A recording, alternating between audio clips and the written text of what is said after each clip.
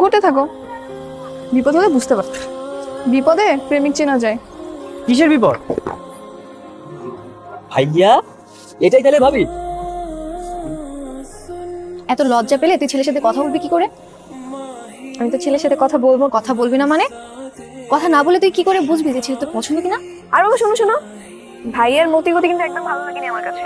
ওই মেয়েটার ছবি নিজের কাছে সারাদিন রাখে, ওর পছন্দের উপর কোনো ভরসা নেই। মেয়ের ছবি দেখে ওর মনে লাট্টু ফুটে গেছে। ওটাই ভালো, তুই ছেলের সামনে যাস না।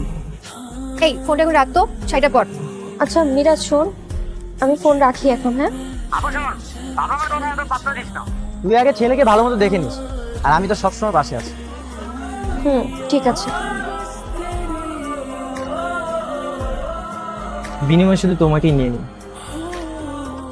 কি হচ্ছে এগুলো? তুই আমার বোনকে ডিস্টার্ব করছিস তাই না? তোর পরিবার কি জানে ওনারা যে একটা সমাজে কি জন্ম দিছে?